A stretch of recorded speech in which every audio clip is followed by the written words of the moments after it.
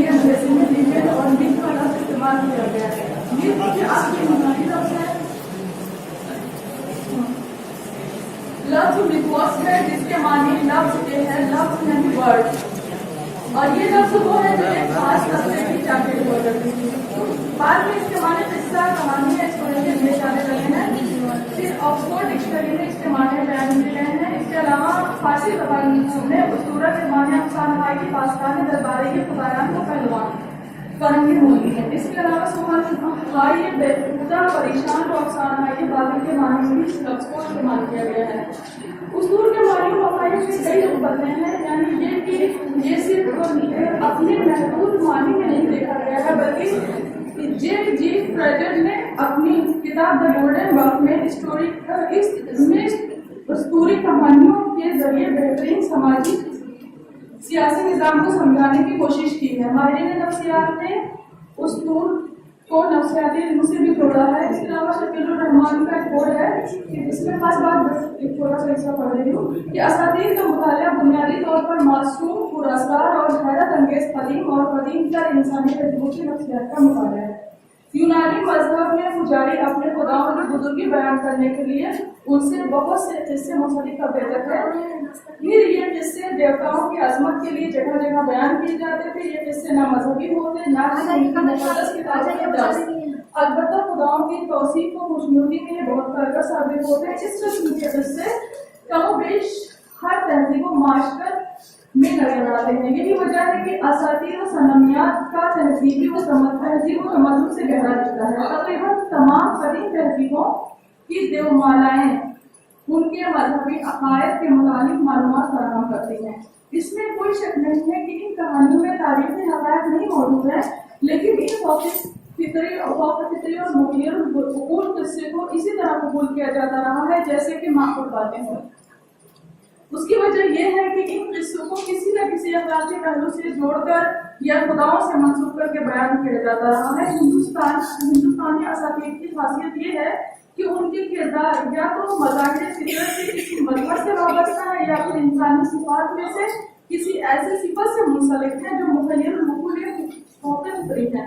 इन किस्सों की मजहबी वाबस्तगी उनको मजहबी हैसियत भी देती है, साथ ही रसूम और त्योहारों का इन किस्सों से रिश्ता एक खास तहजीबी और सकाफती सियासत में भी असर करता है। उर्दू में ऐसी दास्तानों का ज़ख़ीरा है जो संस्कृतुल अस्ल है। ऐसी बहुत सारी दास्तानों का ज़ख़ीरा है। उनमें हिंदू माइथोलॉजी वाज़ेह तौर पर नजर आती है। मसलन बेताल कतीसी, सिंहासन कतीसी, तोता कहानी, माधवनल और कामरो बिला शकुंतला, अफसाना इश्क, रानी केतकी की कहानी। इसके अलावा भी जो मुस्लिम माशरे यानी ईरानी माशरे की अक्कासी करती है, उनमें भी हिंदू देवमालाई अनासिर बाद जगहों पे देखने को मिलते हैं। मसलन फसाने अजायब में जोगी बारात का होना और इस तरह की चीजें मौजूद है। हिंदू माइथोलॉजी की इन किस्सों का मकसद भी अखलाकी फंद नसाए और किरदार साजी है। दास्तानों में खैर की शर पर फतह, झूठे का मुकाला, मायूसी को फैलाने बुरी बला है, गुरूर, मक्र की शिकस्त खोदगी जैसी चीजों की तंबीह और नेकी करने की तरगीब दी जाती है।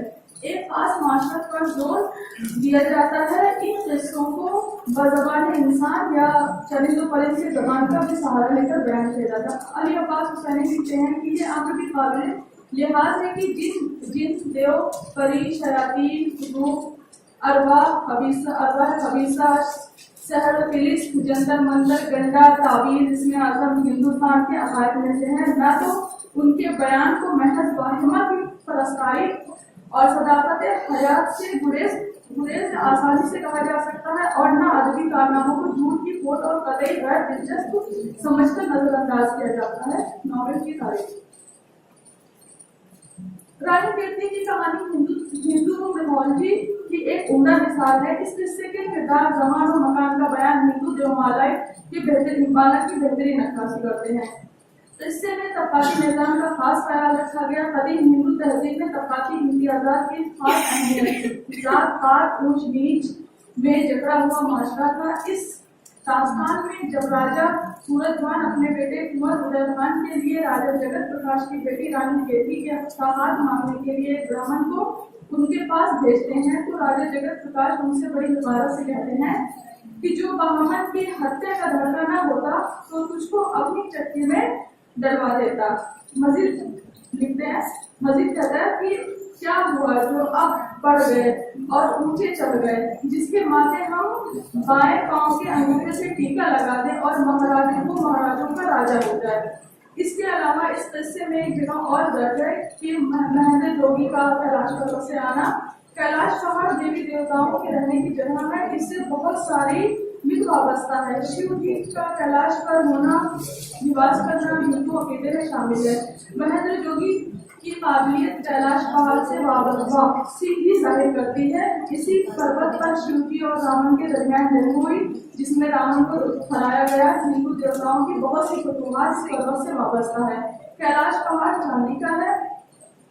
اس پر یہ بات ہے کیلاش پہاڑ چاندی کا ہے. اس پر راجا جگت پرکاش کا گرو مہندر گرد، جن کو اندر لوک کے سب لوگ جن کو مہندر گرد جس کو اندر لوک کے سب لوگ کہتے تھے، دھیان گیان میں کوئی 90 لاکھ عتیقوں کے ساتھ ٹھاکر کے بھجن میں دن رات لگا رہتا تھا. یہاں پر دھیان گیان کرنا، ٹھاکر کا بھجن گانا اور آگے بھگوت کا ذکر بھی اسی ضمن میں آتا ہے. بھگوت دراصل خوراک ہے جسے عموماً ہون کی اشیاء کو جلا کر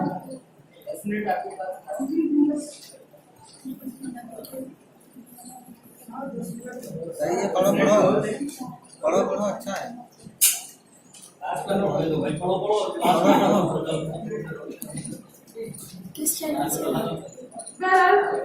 اس میں بہت کا ذکر ہے.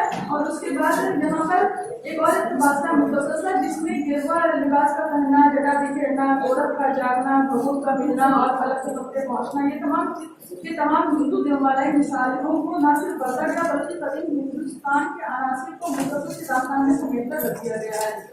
کیونکہ اکثر قدیم معاشرے میں حیات اور تناسب کا کا بھی رواج تھا، اس لیے حصوں میں حرب مالیت کا بھی نظریہ کسی کی صورت میں موجود ہوتا ہے. کبھی انسان جانور کی صورت میں کرتا ہے یا دوسری شکلیں اختیار کرتا ہے یا روح کو تبدیل کرتا ہے.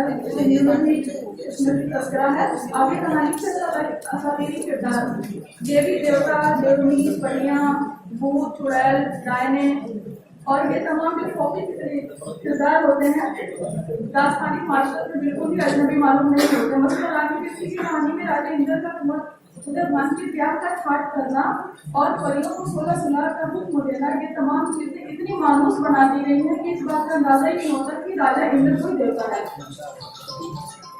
آگے اس کی پوری تفصیل آتی ہے کس طرح سے اس کو دیو مارا کہا جا سکتا ہے، کہا جا سکتا. بس آپ نے اس قصے میں کہیں برتری کا سامنا آیا، کہیں جوگی جیوالا کھڑے ہوئے، کہیں مہاجر اور پاروتی گورکھ جاگے اور محمد نام کھڑے، کہیں رام لکشمن سیتا سامنے آئے، کہیں راون اور لنکا کا بسیرا سارے کا سارا دکھائی دینے لگا، کہیں کنہیا جی کا جنم اشٹمی ہونا اور واسودیو کا گوکل لے جانا، گائیں چرانی، مرلی بجانی، گوپلوں سے دھومیں مچانی، اور یہ تمام چیزیں اس میں چھوڑ دیتی ہیں. تمام چیزوں کا جو ذکر کیا ہے رنگیتی کی کہانی میں وہ اس طرح سے کیا ہے کہ آپ نے جو ایک اساطیری جو ماحول ایک کہانی اور داستان میں پیدا کیا جائے اس کے ضمن میں جن تمام چیزوں کا ذکر ہوا ہے، ورنہ ان پر کردار ہونا اور اساطیری کردار ہونا دونوں فرق کرتا ہے. اس چیز کو بھی مجھے اس میں لکھنا ہے. بہرحال رنگیتی کی کہانی مختصر داستان ہونے کے باوجود ہندو اساطیر کے بہت سے پہلو اس میں نظر آتے ہیں. اس قصے میں ہندوستانی سمندیاتی کردار اگرچہ دیگر داستانوں کی مانند نہیں ہے لیکن قصے کے لحاظ سے اساطیری مسئلے سے موجود ہے.